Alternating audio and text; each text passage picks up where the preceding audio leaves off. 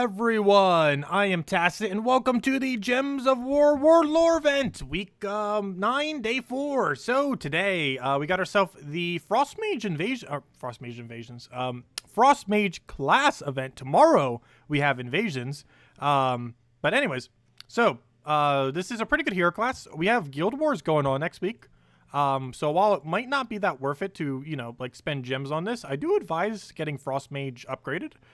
In the sense that getting it to level 70 is insanely good for Guild Wars. If you can get a level 70 Frostmage, it's the best freezer in the game. You might end up seeing it a lot, particularly later in the game. You've definitely seen it used a lot.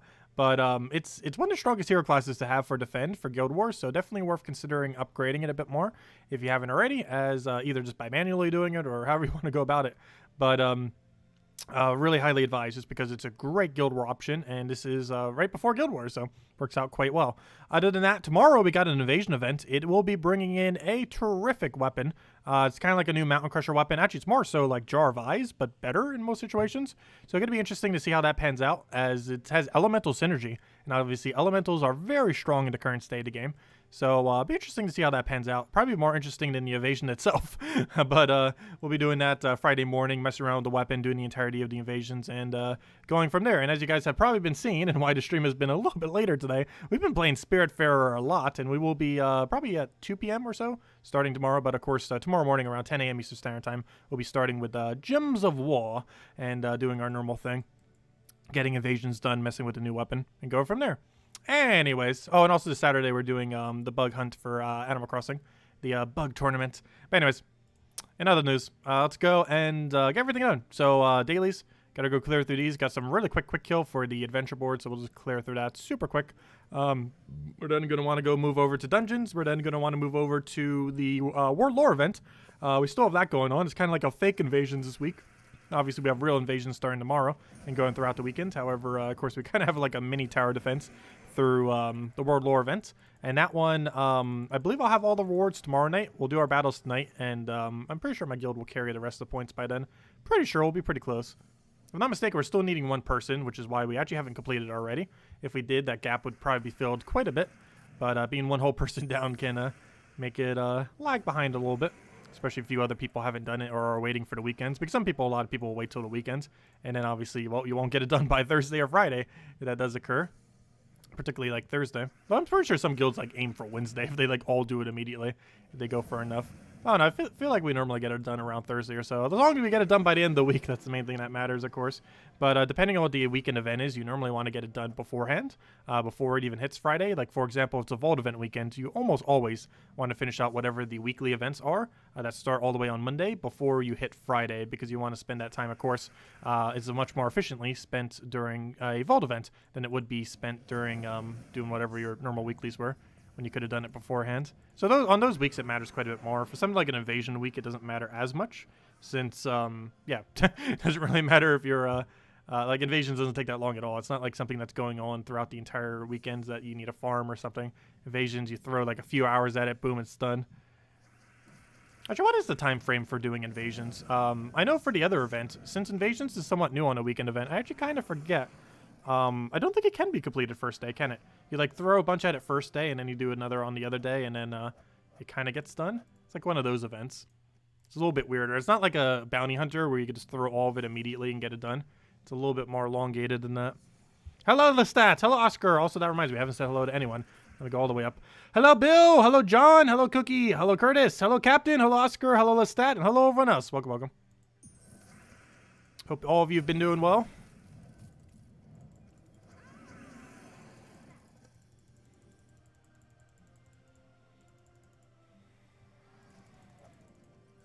Hey, a gem key. Oh, duh. I thought that was from a gnome for a second. It's like, no, that's from the venture board. Hello, JF. Welcome. That would be the adventure board key. Which, out of all the rewards, is probably the best thing that we're even getting out of any of this. Since 10 writs does basically nothing. Why this is even a reward, I do not know. 10 writs is 1/10 of a deed. That is pretty absurdly low. It's also, what, 1/1000th of a Imperial deed. It is absurdly low how much that is. I wish they would adjust it. There's a lot of instances of like deeds and writs in the game where it's just so underwhelming. Same as shards. Writs and shards, for whatever reason, they give so absurdly little of relative to how many you really need. I'm not sure why. Like, they'll give you something like a, let's say, a 10 diamond drop. You'll get like a shard drop and it'll be like less than 1,000. However, even 1,000 would only be the equivalent of 10 diamonds. So whenever they give quite a bit less than that, like on one of the gnomes where it gives like 200, yet it has like a physical 2 and 5 diamond drop. Well, both that 2 and 5 diamond drop are better, even the 2, because in the case of the 200 shards, that costs you 20 souls, I believe, or whatever it comes out to, which obviously is basically nothing, but it's still more, and you still have to go through the effort of doing it, whereas the other thing's already converted into diamonds. So that's just kind of weird. But anyways, dungeons. Let's go clear through these. We can actually just use this exact same team. Doesn't Rowan have extra damage this week? No, I was thinking of last week. No, never mind. She has 20% this week. Never mind. I'm still thinking the right week. Actually, she had 2 weeks in a row with a buff. She had 10% last week and 20% this week. Yeah, Rowan's getting pretty lucky. Though next week it'll probably be 0% because I highly doubt it'll have overlap again. Very, very unlikely, but would be funny. How was Spiritfarer today? It was pretty good. We got quite a bit done, but we didn't actually get any spirits gone.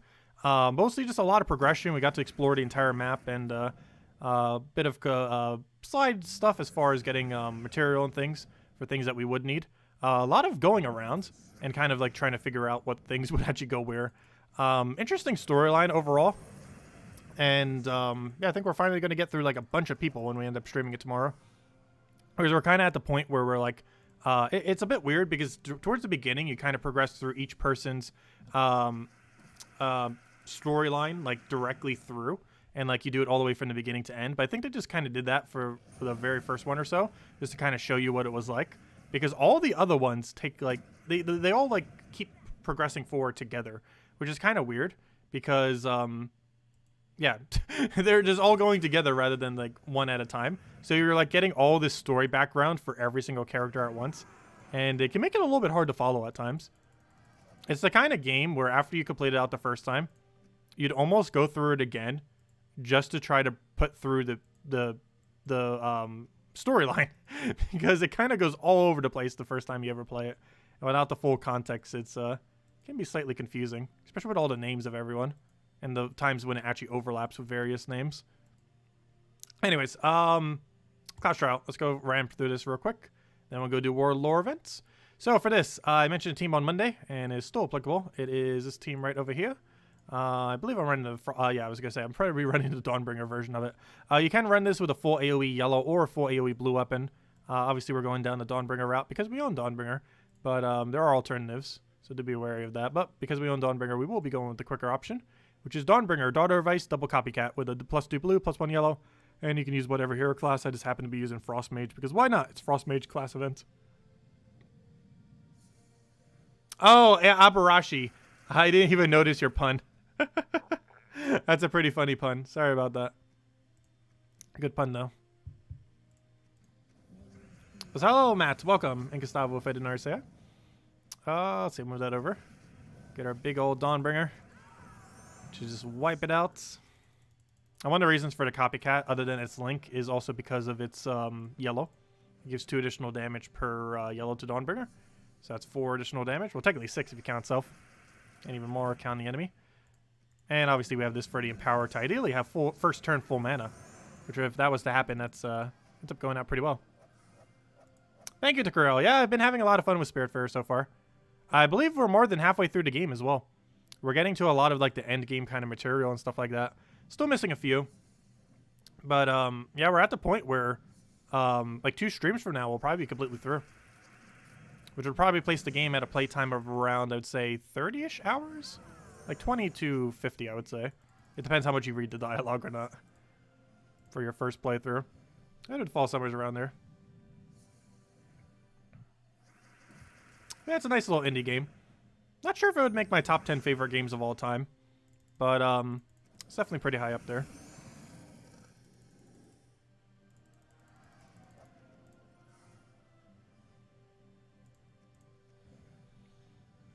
Let's see. They are slow to change arena and treasure maps. Will we get a change for Guild Wars or PvP? PvP was supposed to happen at the end of next year. And based on how they normally add content, it normally gets added about 2 years after they mention they're going to do anything about it. So probably next year we'll get the PvP rework. As far as treasure hunt and arena, it is supposed to be done this year, supposedly. I feel like that is one where they mentioned they're going to do it this year, that they're actually going to do it this year. Mostly because they've been saying that they would do it for ages upon ages upon ages upon ages. So it is very likely that the arena and treasure hunt rework will be this year. Possibly in the next patch or two. Maybe not next patch. I feel like next patch might be a mini patch or a balance patch or something. But very likely before the end of this year, we will finally get the treasure hunt arena rework. How exactly it will work, we don't really know, but it is insanely likely to occur in this year.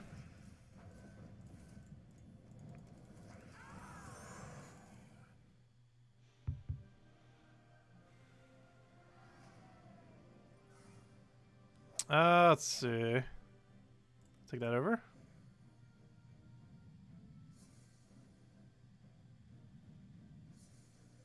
Remember the Pan's Veil rework? Oh yeah, that did basically nothing. Though it did make... Actually, I shouldn't say that. That was the patch that made Wild Queen viable. That was actually... Everything else was useless. But the buff that Wild Queen got was actually really big. Because that made Wild Queen meta for Guild Wars. She wouldn't have been prior. Because that was the patch where Wild Queen got buffed from 16 gem spawn to 22. Oh, yeah, it took forever to release. That's what you meant. Yeah, that took over a year. They said they were going to do it, and then it was like a year later until they actually did the Pan's Veil rework, or maybe a little over a year, whatever it was. And nothing even substantial really happened with it other than Wild Queen becoming meta. But every other change was pretty much irrelevant that occurred.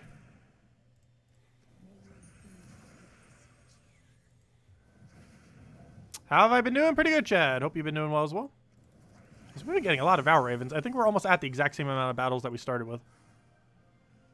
Oh, wait, duh. We're in... gosh, I thought we were in Invasions for a second. Because we're using such a... I was looking at all the Frost-related things. And I was like, oh, yeah, Invasions. Never mind. I was going to say, because that's a lot of Vow Ravens for if we were in... not Invasions. I mean, World Lore event. But yeah, duh. We're in Class event right now. And because we're in Class event, that's actually a normal amount of Vow Ravens. It actually gives you a guarantee amount to... if you don't lose a single battle, you will guarantee in class events to get up to stage 4 for free. If you don't lose a single battle and if you don't lose a single Vow Raven, it is 100% guarantee that you get the exact amount of Vow Ravens to reach it.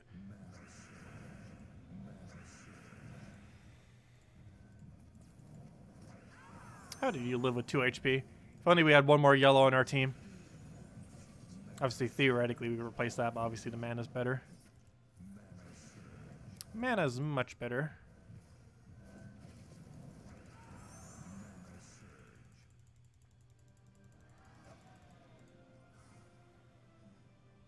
We'll go for this one.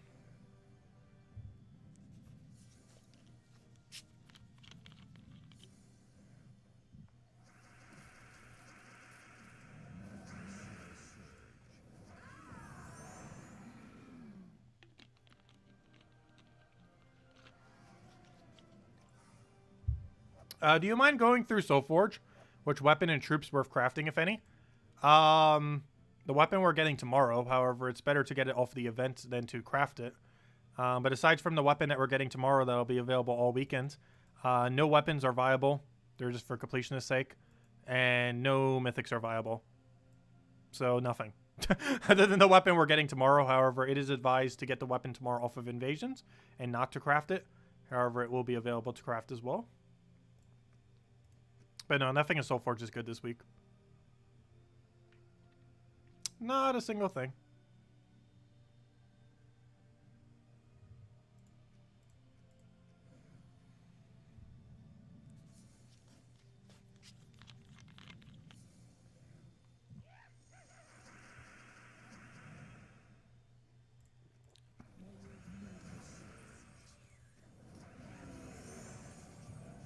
What do we need here? We'll grab that. Get a... I'll take a yellow. I keep forgetting we have such a high yellow gain right now. I believe we're on +3 yellow. Between the banner and the troops. Yes, we are at exactly +3 yellow. Yeah, the new weapon looks insane. Like top 10 weapon in the game. Good. Like that's how good it is.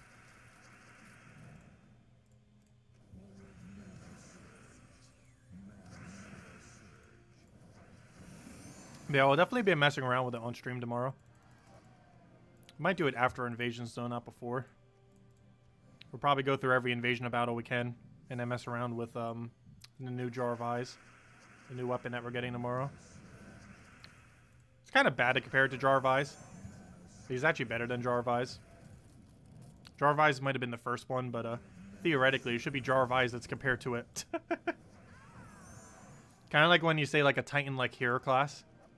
You kind of just are referring to the one that's the strongest, not necessarily which one that came first. Though theoretically they came in at the same time, several of them. But no, it's a really good weapon.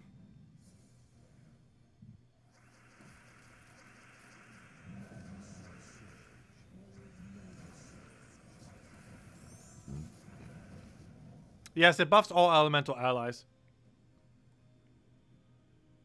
Which means it is impossible to hit hero. Because hero currently does not have an elemental ally. Or, I mean, it does not count as an elemental yet. Wait, does it specifically only say elemental allies? Oh, if that is the case, then, well, there's some other ones that have a weird wording with that. Where allies can also mean itself. We'd have to see it in action. Once we actually finally, if we ever have an elemental hero class. But it doesn't even matter too much if it never affects itself. Because it doesn't need magic boost ratio. The weapon doesn't really use magic for the most part. Well, it kind of does, but you know, it doesn't need it in the sense that you're going to get so many explosions that why did I do that? But you're going to get so many explosions that it's not really going to magic too much what your magic is. Did I just say what it wouldn't matter too much what your magic is. I just said it wouldn't magic too much what your magic is. But yeah, it wouldn't matter because as long as you have like at least some small amount of magic, it'll still get its full amount of explosions. Because obviously, if you're getting like 30 explosions on something, and there's only 11 of that color on the board, well, yeah, you're kind of overkill on the amount of magic you have. So it doesn't really require a high amount. So it not buffing itself with stuff isn't too big a deal. But of course, getting random stats effects still good. Like if you randomly got like barrier or stuff like that. Or for something like the extra 1 magic that you get per cast, it wouldn't really matter too much. Like the difference with that. Since it wouldn't benefit from it anyways. Unlike other elementals, which benefit from it greatly. Yes, it also has Entangle and Storm into itself. It does not have Storm into what it explodes, though. But it has Storm into the color that it uses. Oh, wait, or was it the other way around? I actually forget now. But, it does get to explode a color and has Storm into itself. Let me double check. Actually, let's go look at the weapon. Here's the weapon in question. Let me go bring it up. One moment.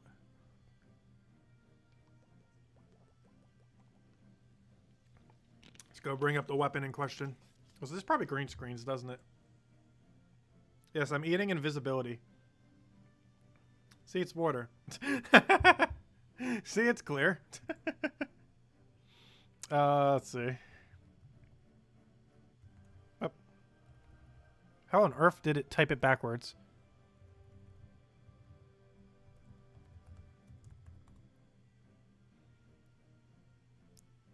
I typed in the first 3 letters of Terran's World and typed in rat. I either have really bad dyslexia or I typed it in backwards. Let's see. Oh, that's not where it would be. Weapon spoilers. So this is the weapon in question. But yeah, it's insanely good. It's blue-purple. Explodes explodes magic plus 1 green gems. And then grants a random stats effect to all elemental allies. Which means it will never hit itself because there is no elemental. So it hit all 3 of your allies if they were elemental. And then it gets to summon an elemental. Which is much better than a random all-seeing eye summon in most situations. It won't be as consistent for an attack user because almost all CNI's ones are good for attack and first slot. However, there are some really good elementals in the game, including mythics. Obviously, every single elemental mythic does count as an elemental, so it can pull from that entire drop table, which is quite vast with good options. As far as its perks, the most noteworthy two are Entangle First Enemy, which is insanely good just in itself, and has Green Storm. So it was actually the inverse of Jar of Eyes. Jar of Eyes is the one that has a storm into its own color, but a explosion that is not to the color of its storm. Whereas this one has a storm that is related to the color that it explodes, but not to the color that it uses. So it's kind of the inverse of what Jar of Eyes is.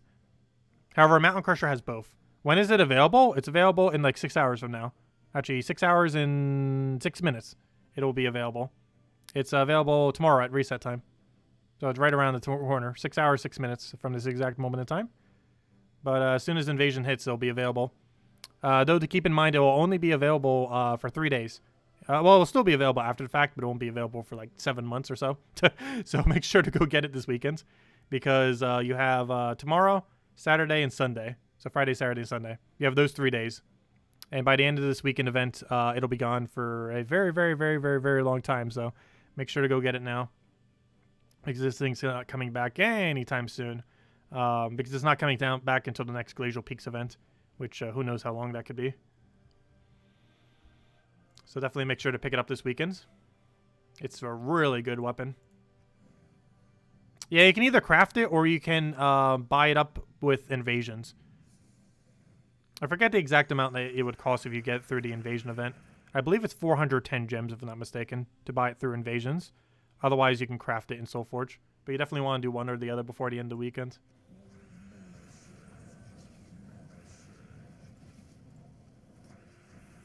That's a little bad that that's short. Especially since that's actually threatening that he could escape. I'm actually going to have to go for yellow there. Oh, it's actually technically the mana we needed, so I guess that works. What is the next mythic? We'll be on September 6th. It will be on September 6th. As far as what it is, I actually don't know. I don't think I peeked at it yet. I don't think we had info on it earlier, which is why I haven't. But I can go check real quick if it'll ever load. Let's see where to go. Where's the mythic? Friday. There it is. So next mythic is... Wait, that's not a mythic. Wait, what? There's not a mythic here.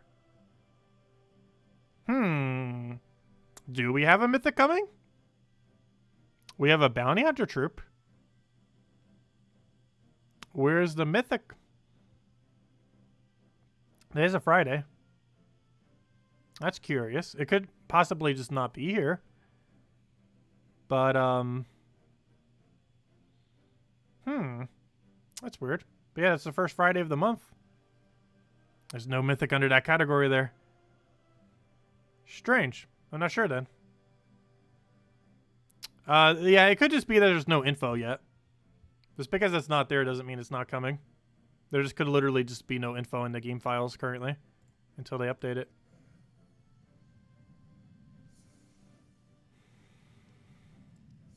The mythic is an elite pass. No, even though we have a mythic and elite pass, they are still going to be adding another mythic every month on top of the mythic that we're getting in elite pass. The elite pass has no effect on the mythic drop rate. We're still getting our normal one mythic every month, despite elite pass. That page just isn't updated with that info yet.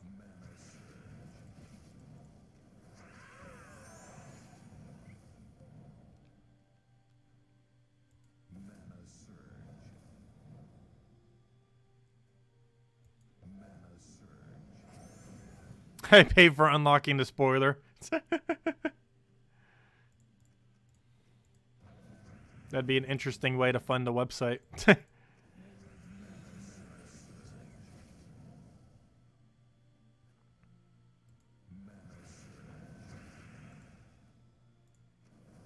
Yeah, I think I downloaded her picture earlier.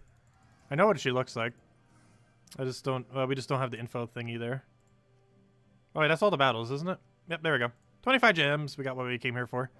Okay, next thing. Let's go do World Lore event. And switch over to Magic then. Oh, that's not what I want. I want to switch over to Seasons.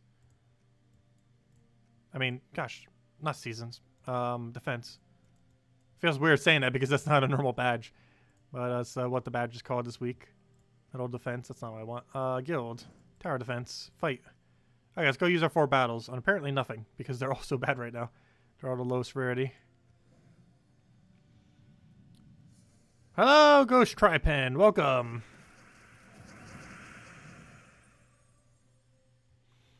What do we need here? Let's grab blue. If in doubt with a pure blue team, take blue.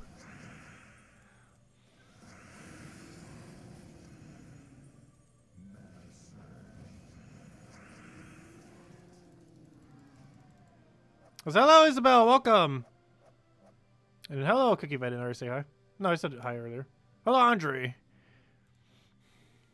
There we go. That's what we want to see. 20 points. Hopefully we'll see the 30-point one. Got to push those points up. Hopefully find Valraven. So I'm pretty sure it's impossible to find a Valraven tower here. That would be pretty funny. Valraven tower in something that's not invasions. But no, I don't think it can. I haven't seen it a single time. It wouldn't make sense that it would, but you never know.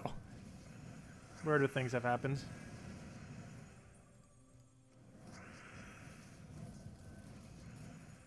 Oh, I should have actually left that there and went for the kill.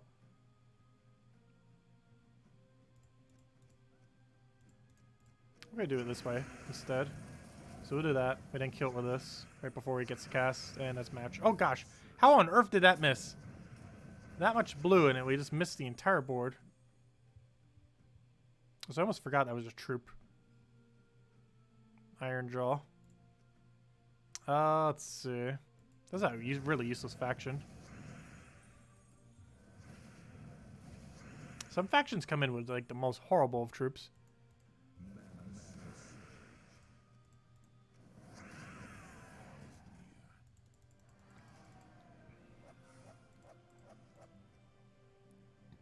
Oh, we got another tower. Not the higher tower, but still a tower nonetheless.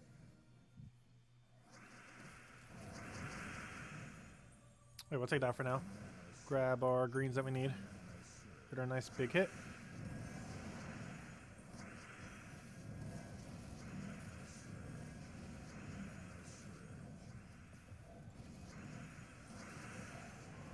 And that should be a match.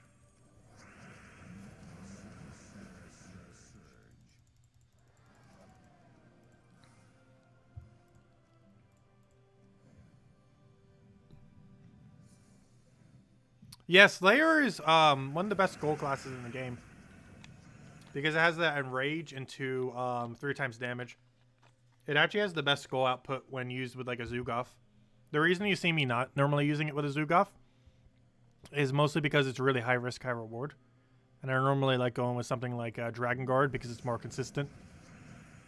But yeah, it has absurdly good damage.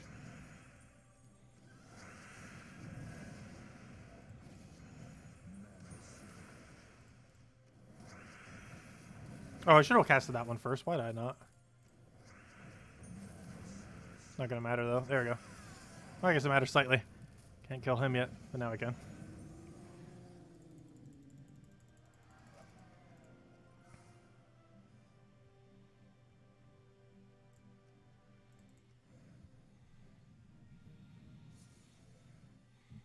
Okay, what do we need here? No tower, so we don't have enough to kill with the one thing. That's not gonna matter because we just do that dead. You spent 1,500 gems, keys and seals, etc. Other keys too, and still no mythic. Not even from Glacial Peaks. Is your luck that bad? Well, it normally takes upwards of 1,000 keys to get on drop rate when it comes to like gem keys and such. And even then, I think 1,000 keys comes out to a 60-something% chance. It's not even you know, it's not 100% chance. No percent of keys would be, but you know, as you do about that much, it tends to do it. Anything above about 1,500 gem keys, I would say, is starting to get to the really unlucky category.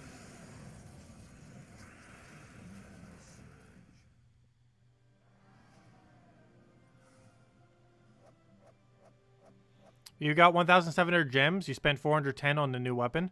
Can you still max Tinkertown? You'd probably have to go out of your way to farm a bit more gems if you're talking about doing pure faction for it. However, keep in mind you can do treasure hunts for a rate of about like 50, 60 gems per hour. Which if you were a little bit of a gap to finish out the events, you could end up doing that.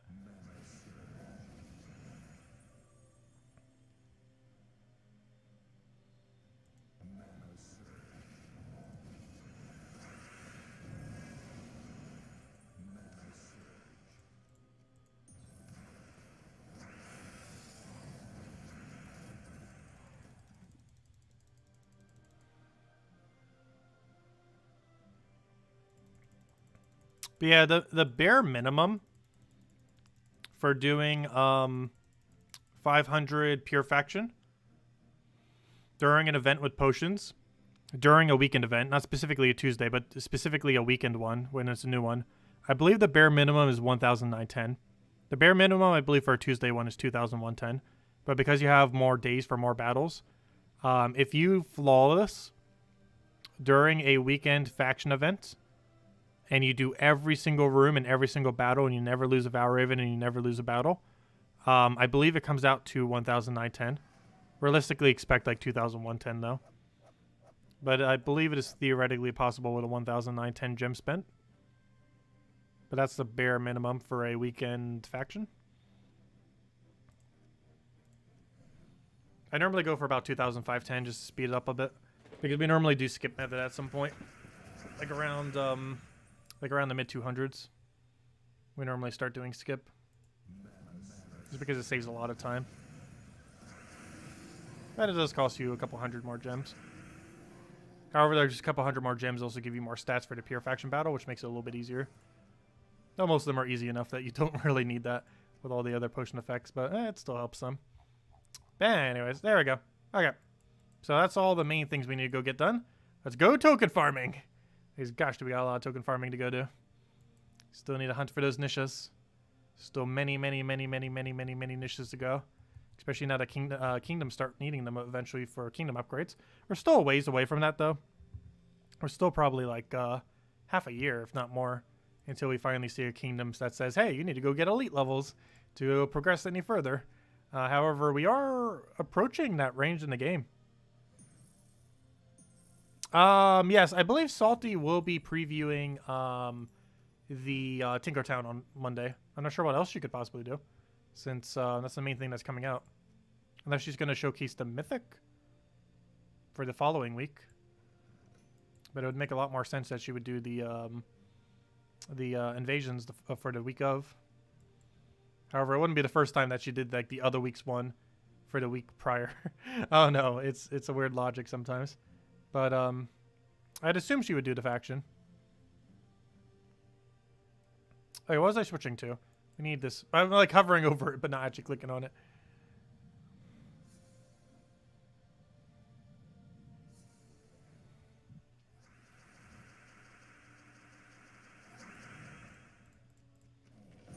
Yeah, I need to go ask her for codes as well. We still never got any, if you've been wondering why we haven't been handing any out. Though it feels good not needing to remember to, though.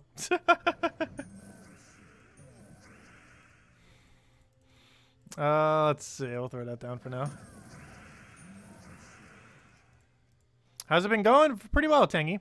Hope everything's been going well as well. Not yet.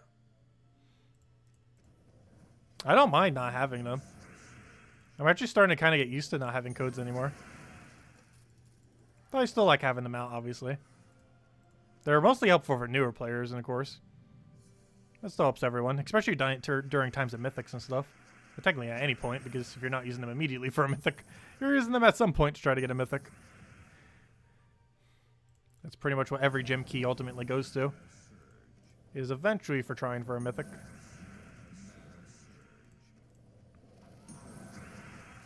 Might not be immediate, but that's generally the end goal of a gem key's life cycle, is to roll for the mythic.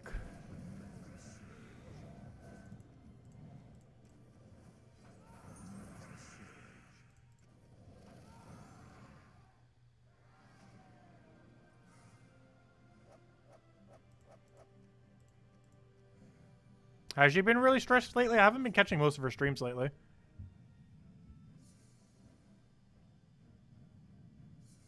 Yeah, I could probably try, I'm not sure who else has access to creating them, though. I'm trying to think who would be the best person to try to contact for that.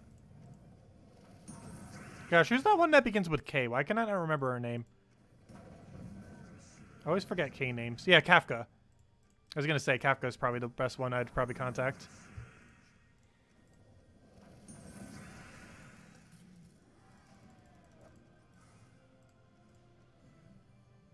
I'm not sure if I have Kafka's Discord. Though I can always at her on the forum and see if she'll reply. Would you say that there are quite a lot of better legendaries than there are mythics?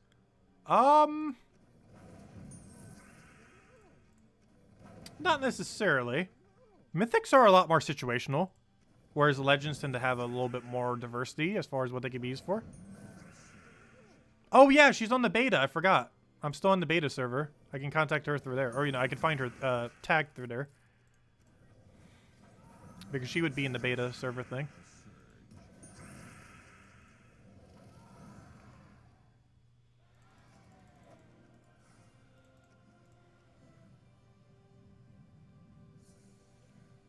But no, as far as legends and mythics, mythics are very situational what they get used with. They also very often have to be completely built around due to their really high mana costs. Whereas legends can build into things a little bit easier, which gives them a lot higher range as far as what they can normally be used with. As far as, is there a higher numerical value of good legends compared to mythics? I'm not quite sure. However, as a percent, possibly. Well, actually, then numerically it would be. Yeah, numerically, legends might have more viable troops. But as a percent, mythics have a higher amount of viable troops, if that makes any sense. Because there are more legends than mythics, which means unnaturally there'll be more legends that are viable than mythics. But as a percent, there are more mythics that are viable than legends. But as a number, and in effect, legends technically have more, in the sense that there are just more legends. So just naturally there are more that would be viable for it.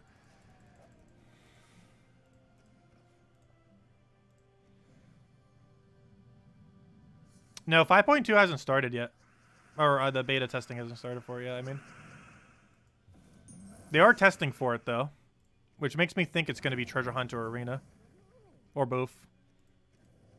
Because if they need testing for it, that's, that doesn't mean that that's going to be what that is. But, that's definitely something that would need testing.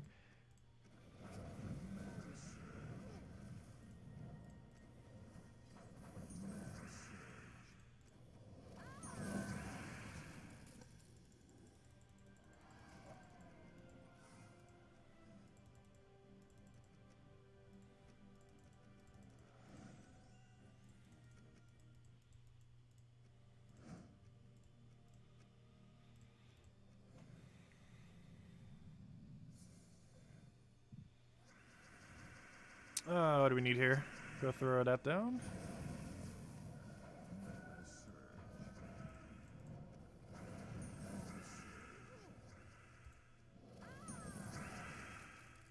Actually, yeah, we'll go get there.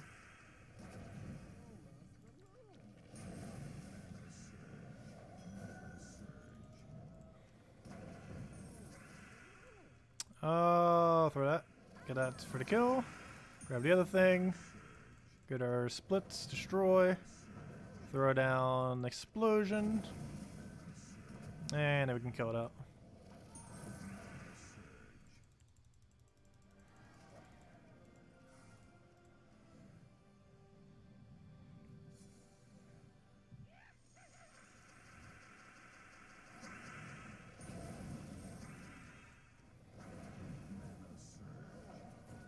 Oh, Jewel, no.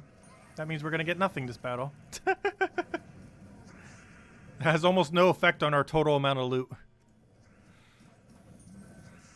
Unless you want to drop us an epic Valky somehow. Could you imagine?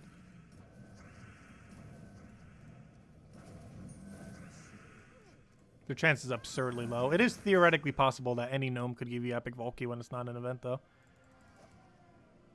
200 shards. I was just talking about how shards are awful. That's worse than 2 diamonds.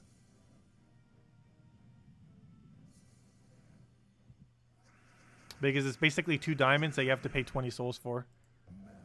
And go through the animation of actually converting them over.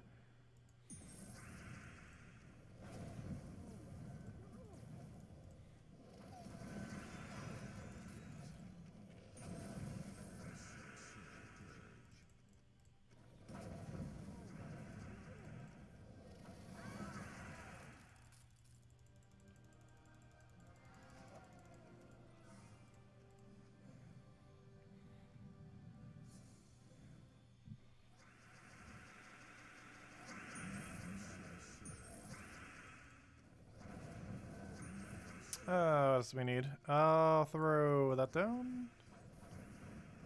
Get our destroy. Grab the other skull. And get the other destroy. And that should be the last little bit of mana, and then just wipe them out. Make sure to actually hit the one that has immune to burning. I hate when I do that the other way around. Like, I'm like, oh, this thing has an immunity. And then it's like, oh, wait, which immunity is it? Or it's like, I know which immunity it is, but it's like, oh, it has an immunity, so I feel like the need not to target it because my mind is like, oh, yeah, that's the one with the immunity. But it's the immunity to burning, so that means we actually have to target it, not target it. Because normally when you're playing with, like, an Iron Gut, when you think, oh, that troop has an immunity on it, you're like, oh, that's something I shouldn't target. But when you're doing Zugoff, it's actually kind of weird because it's the exact opposite. Because when you're thinking something that has an immunity, it's something that has immunity to burn. So that means you actually have to target it, not target it. So it's a kind of weird situation because Zugoff, as far as what it targets in regard to immunity, is the exact inverse of how you play Iron Gut. Since you actually want to target the thing that has the immunity, whereas Iron Gut wants to not target the thing that has immunity. It's kind of weird. That's how it plays out. You wouldn't really think of them as like the inverse playstyle, since they're both basically do the same thing, instant kill. But in that regard, they pretty much are the opposite. Oh, we'll take that for now.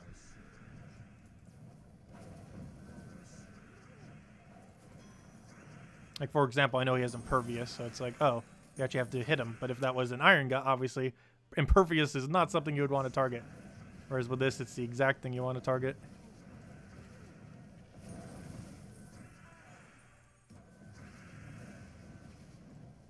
That's not enough damage. That is, though. Gosh, that's overkill. Instant kill on something with only 17 HP left. Super overkill. We will eventually do it on something that has 1 HP. I'm not sure. I'm pretty sure I would have done it by now. I can't recall if I ever have, though. Using Zugoff on something with 1 HP. That would be very exceedingly overkill and pretty funny. It's very rare between burning and everything else that he would actually land it exactly on it. Because theoretically, they'd have to have 4 HP. Because for the turn to roll over, it would have to have enough HP to take 3 damage.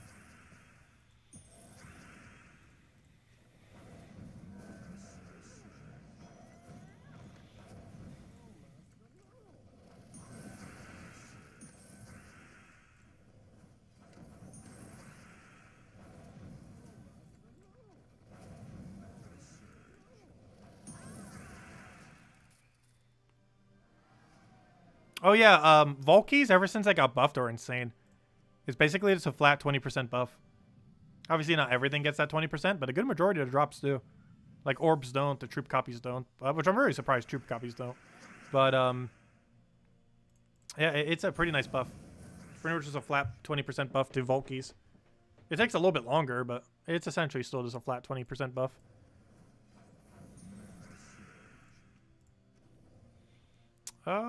What do we go for here? Let's kill that, I guess.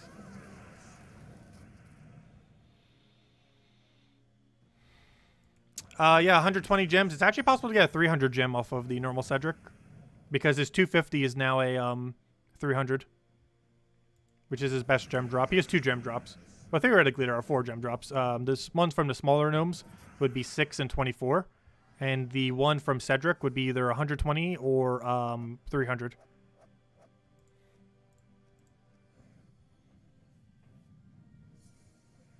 I have yet to get the 300 drop. I've gotten to 250 many times, which is the 300 drop without the 20%. But, you know, since he's had that 20%. But that's mostly because I haven't opened too many Vault keys since. I think we're 9 Vault keys in. And the reason I kind of stopped is we have things that we're going to be needing to use Vault keys on in the very near future. And I got Daemon Gnome, which was the main thing I needed out of Vault key. And after that, I don't know, it just doesn't seem worth it to keep going. So we didn't. But we'll have reason to soon. As soon as the Vault Troop is in it, we might. Especially if we can get confirmation that it does get consumed when it gets crafted into a thing. Into Enraged Zugoff. Or, not Enraged Zugoff. Enraged, what is his name?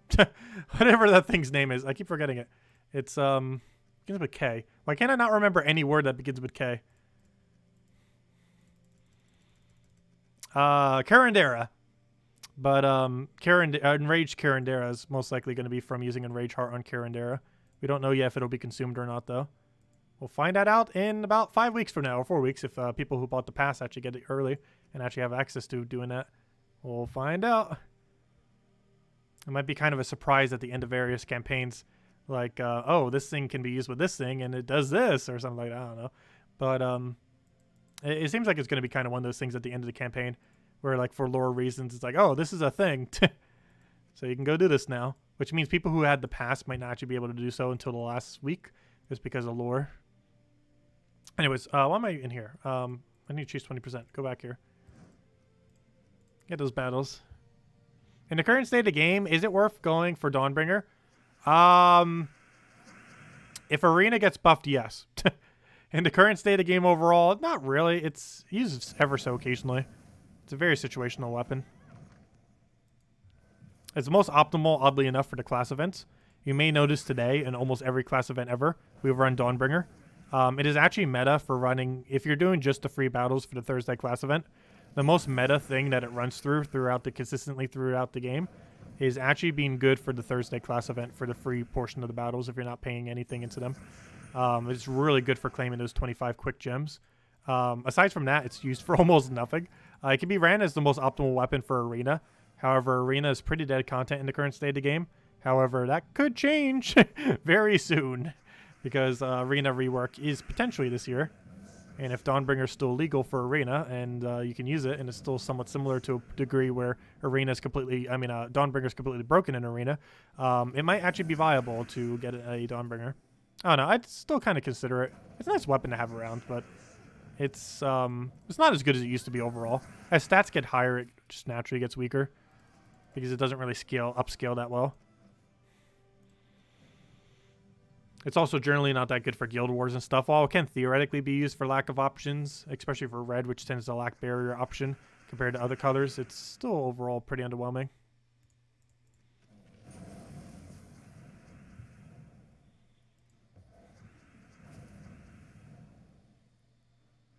Oh, 12 hours a day. Oh, nice.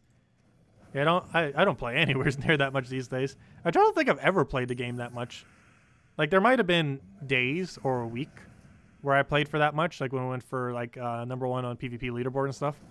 But naturally, I don't think I've ever actually played that much on a given week. Even when I was playing like super actively, I think it was closer to like 5 hours a day, I think. Somewhere around there. Maybe a little bit higher than that.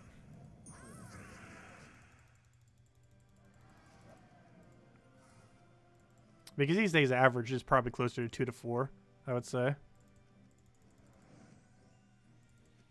Okay. Next area. Where do we need to go?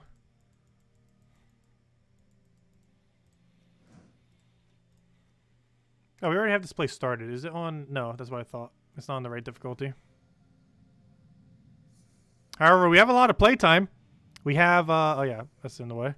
We have 12,280 hours. Gosh, that number is still so absurd. I should go review the game and make a joke about having that many hours in the game. Steam has a really weird review system now compared to what it used to be.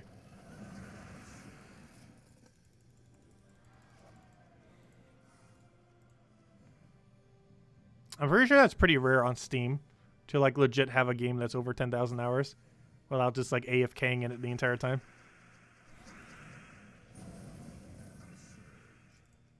Though, in all fairness, Gems of War does have some amount of AFK hours in there, obviously, because of Tribute.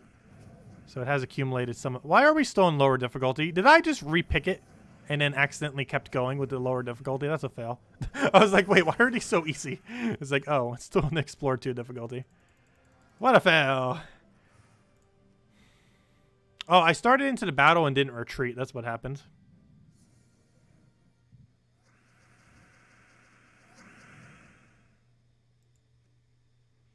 $500 days.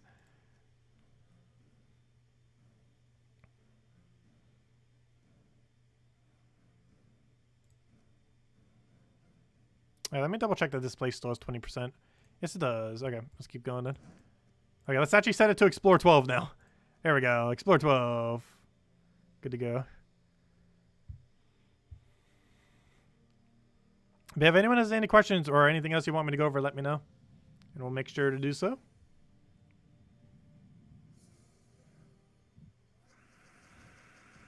We'll go for that. Grab our explosion.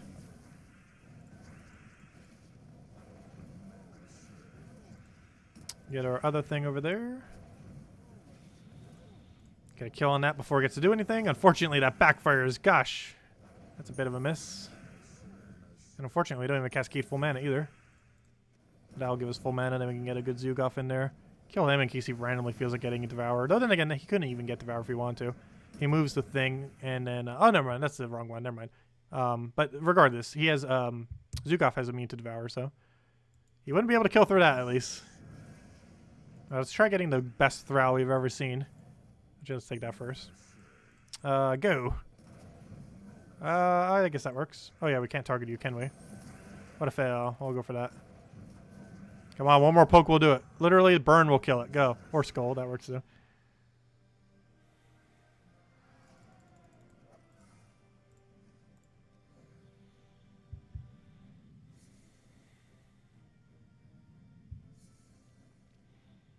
Yeah, Gems of War, relative to how long it's been out, is the most I've ever played any one game. I believe Warcraft 3, if you count every, or, you know, if you count, well, yeah, just Warcraft 3 in general. But yeah, Warcraft 3, I believe, has the highest amount of playtime of any game I've ever played. I believe the order goes, if you count the amount of time played on one single account, I believe the order goes Warcraft 3, then RuneScape, then Gems of War. However, the only reason the other two are so ridiculously high is because they've been out forever. Warcraft 3 has been out since 2003, and RuneScape's been out since, or I've been playing it since 2002. It's been out, I believe, a little bit longer than that.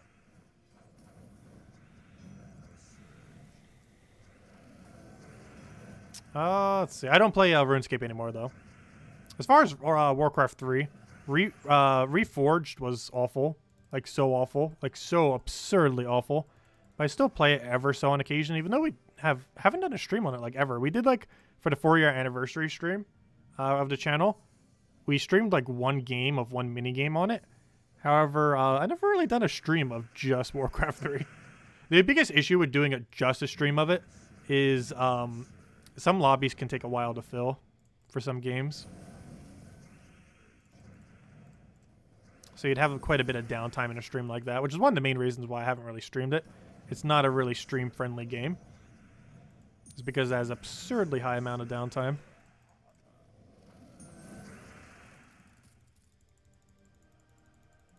Because normally if you're playing that game, you're playing it alongside like doing other stuff. Just because of how long some games can actually take to fill. Because it's basically a game filled with a bunch of other games.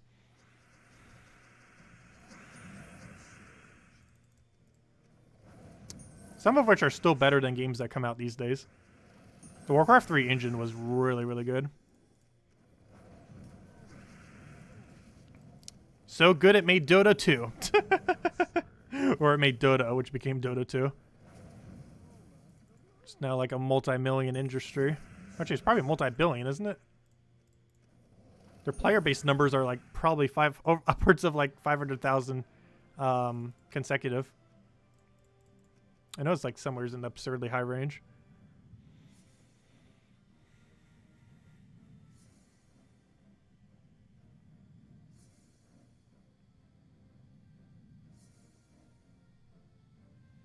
Yeah, the average game, I would say I only have about 100 hours in.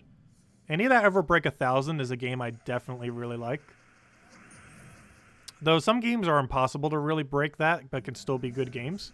Like ones that are more storyline based that don't retain replayability. Like Spiritfarer is under that category. Well, I'm not sure if it would make my top 10, and it definitely won't get like an absurdly high amount of playtime. It'll be lucky if you can even break 100 hours. It's still a pretty good game, obviously. It's more story based. And games like that tend to have lower playtime on them.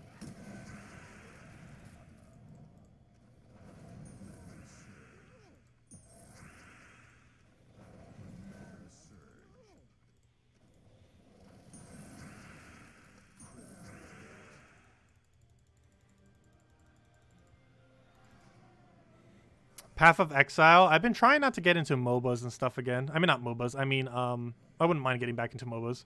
Actually, I'll probably be doing it with Pokemon Unite, but getting back into MOBAs. But and theoretically, I still play them ever so occasionally on Warcraft 3 because there's our variants of it that are kind of like MOBAs on it. But anyways, which is also where Dota originated from. But as far as Path of Exile, I've been trying to stay away from MMOs is what I meant to say. Because that's a problem of how I have so much hours in RuneScape.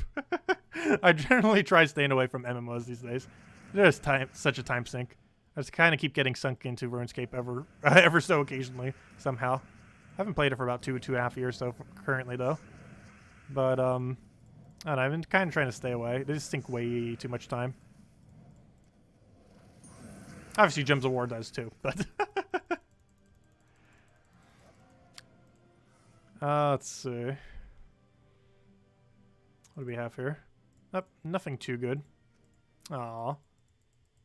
Let's go for... Hey, Zhejian! Of all the places to have a bonus. The one place we normally farm, which is kind of a bad idea to try to do this on Explore 12, isn't it? Because then we go back there. We're going to go here with a Rowan team later. And we're going to be like, wow, on Earth is it so strong? It's like, oh yeah, I forgot to set it back to difficulty 3 or 2. Let's go set 12. Clear through it on 20%. Yeah, I think we'll go through 2 more kingdoms. We'll go through this one and then the next one. This one won't give chests, which is why we have to go through another one. I would say 1 more chest, but... Oh, theoretically it is 1 more chest. It's 2 more full explorers, 1 more chest. Because this explorer run will not give a chest, since we are not going to have enough shards.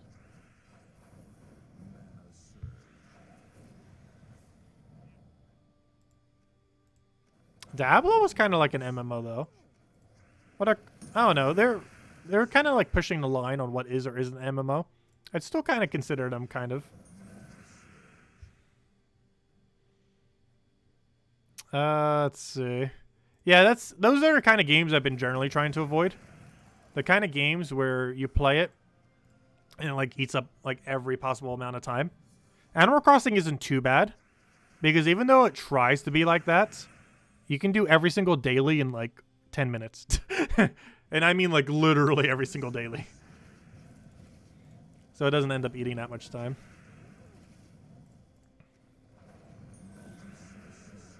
And also doesn't have much of a punishment for if you miss it. Like you can miss Animal Crossing for like 3 weeks. And as long as they weren't running like a holiday event, you miss almost nothing. Let's see. Throw that down.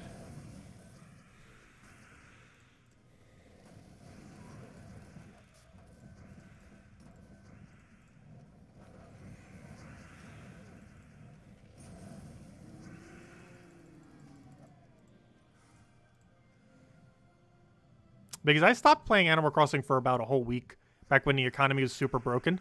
And when I came back, like, I didn't even notice. Like, it's a game that... It's not like something like RuneScape where, like, you put it down, you come back, let's say, like, a month later, you look at the economy and it's like, what on earth happened? Where it just, like, shifts so much. Everything you had might have, like, completely changed in value that you had in your bank. It can, like, shift so rapidly. Because it's constantly consuming resources and accumulating resources. Especially when you can like sync your resources into a paid membership that you can get for free. Any game that has that system, it has such a weird economy. I really love economy-based games though. But it has that kind of like pacing to it where you almost have to play like every day to keep up with the economy.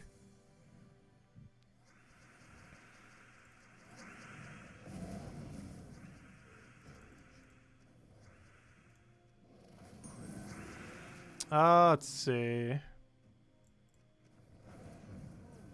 Throw that down. Throw the other one down.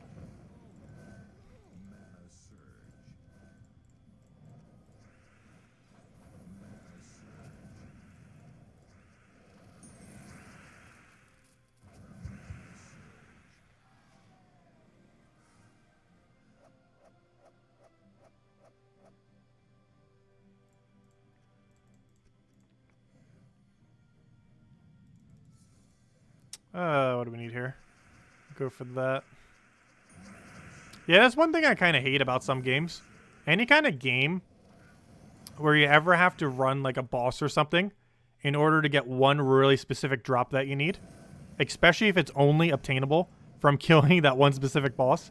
Those can be ultra annoying, especially when you get extremely under drop rate.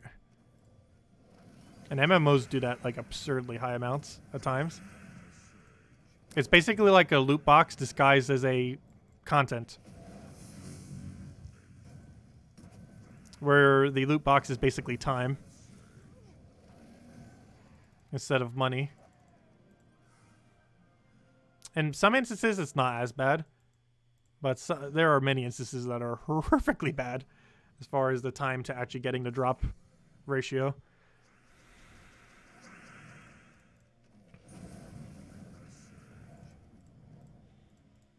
Oh, this is another one where I forgot to set it up to higher difficulty. Retreat. It's actually at Explore 1. Wow. I guess we were running for one of our adventure board at one point. I mean, not adventure board. I mean, what's it called? The campaign chapter. Pretty much every single thing that we have not at Explore 12. The reason it's not at Explore 12 is entirely because of campaign. Because we needed to run it for some reason to do something quickly.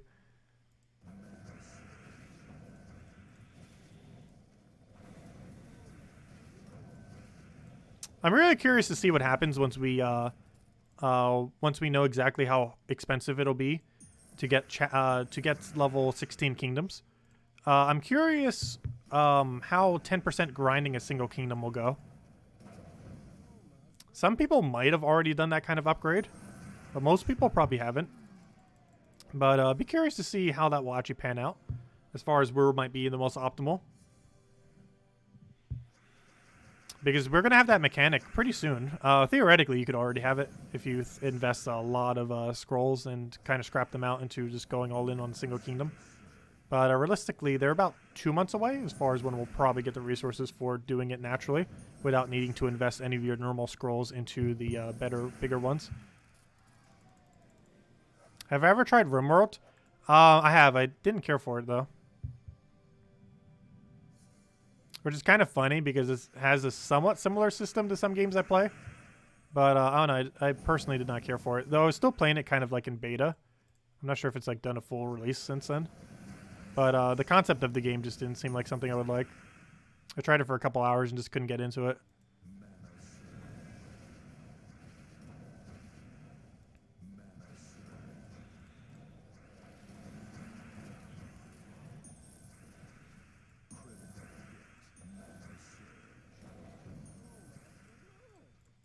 Oh, that is stealthy. I can't even target it. At this point, we might as well just go for the Zugov. And a smash. Right, let's keep going. Let's go get that final chest. Any other questions, let me know. As soon as we pull that chest, we'll probably call it a wrap for tonight.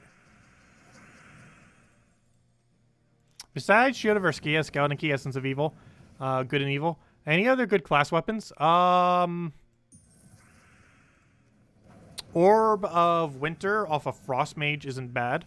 It's currently good for this current event. It's also basically Dawnbringer if you don't own Dawnbringer. Not in the sense that it barriers, but as far as damage output, you can actually even exceed the damage output of Dawnbringer. Though it has a little bit of a weirder way to fill it up compared to Dawnbringer. But theoretically, you can actually break higher than Dawnbringer's damage output for full AoE. It's very situational, but it's it can be useful occasionally. Other than that, I don't believe so. Can't think of any off the top of my head. I feel like there would be at least one other one, though.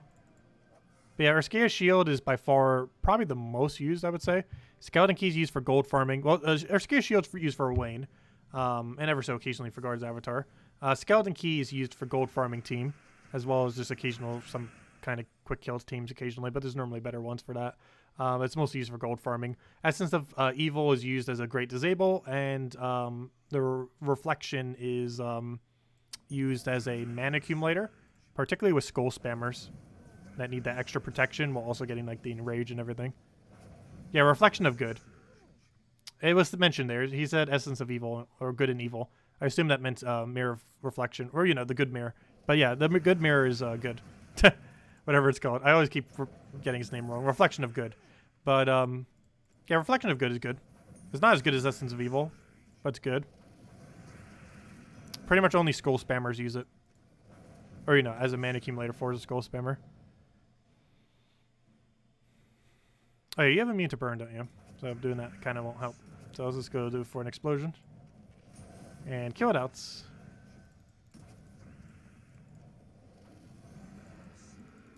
Yeah, definitely don't forget to get the weapon this weekend. It is so, so good. Especially if you're missing Jar of Eyes.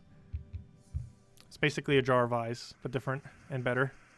In most situations, better. I think Jar of Eyes ever so situationally could be better, just because of the storm color being blue. So there are some teams that would want to have a blue storm that could possibly benefit more. But in almost every situation, the new weapon coming out tomorrow is actually going to be basically just a better version of Jar of Eyes. Okay, what do we got? Final chest. 3 Nishas. Go. And who's the Nishas? Aw, we got one of the 3 lowest rarity. What a fail. Well, at least we got 3 instead of 2. Ah, there we go. And that's a wrap. Ah, there we go.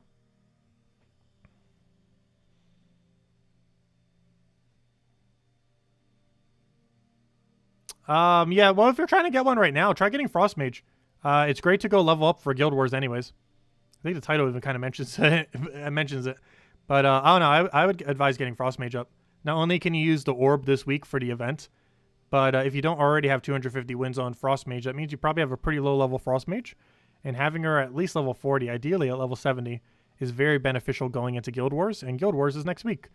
Plus, we have a class event for it right now, but that's not as relevant. But I do advise getting it up. Really good for Guild Wars. Have you ever considered taking requests to play with viewers, team loadouts? Yes, we actually have a lot in the past. We still do occasionally on stream. We just don't normally get as many requests normally. Or we just kind of discuss it necessarily without actually going over it, because we've ran through so many teams at this point that most teams that are actually mentioned, we've ran very similar variants of, so we can kind of already know how it'll end up going out. But we can start doing that a bit more often. We've even done things in the past where we like open a bunch of random keys and just kind of like build whatever out of it. Like we might open 10 keys and then like try building a team out of the 10 drops that we get. Works best with glory keys. But yeah, we've done a lot of weird things in the past. We need to start doing them again at some point. But tomorrow we're mostly going to be going over invasions in the morning. Then we're going to go over the new weapon, which is in itself going to be its whole kind of category almost. And after that, we'll be doing a little bit more Spiritfarer. Kind of towards midday after the morning stream for Gems of War. Then later that night we'll be doing Gems of War again and probably messing around with the weapon again. Then following that on Saturday we'll be doing Animal Crossing's Bug Tournament throughout most of the day. Then that night, Saturday night, we'll be back with Gems of War, likely just messing around with dailies, finishing up whatever weeklies we still have. And then Sunday night at our normal time as always again, 8 p.m. Eastern Standard Time, we'll be doing our overview of next week and doing whatever wrap-up we need for the week as far as Gems of War and going from there. And then, of course, Monday we'll be back with doing Chapter 6 and going from there. And next Friday we have a delve. It's going to be the delve for Adana, which is going to be bringing in 4 troops, all useless. But yeah, we'll have Adana, which I believe gets the power level 19? Not that level. Oh, sorry, not that level. 16, I mean. I was looking at the wrong thing. But yeah, it reaches power level 16 on next Friday with the new troops that end up coming in. Which, I believe it does. I don't think anything else is blocking it. I don't think so. But anyways, guys, I'm going to be heading out for now. We'll catch you guys soon. Thank you so much for watching. Next stream will be in about 12 hours from now at 10 a.m. Eastern Standard Time or so. We'll be going and doing invasions. And then we'll be going over the new weapon that's coming in through evasions. I do advise getting it through the invasion event. However, if you don't feel like doing the invasion event or don't have that many gems and don't want to go farm them in treasure hunt, you can also craft it in Soulforge. Highly advised to get the weapon before the end of the weekend. It'll be available starting in about 5 hours from now at reset time, and it'll be available for the next 3 days. Definitely make sure to get it within that time because it's going to be one of the top 10 weapons in the game. So definitely make sure to get your hands on it because it won't be available for about another 7 or so months after the fact. So definitely make sure to go get it. Anyways, guys, we'll catch you guys later. Thank you so much for stopping by as always. Stay safe out there. Don't do anything reckless. And I will catch you guys soon. Goodbye, everyone.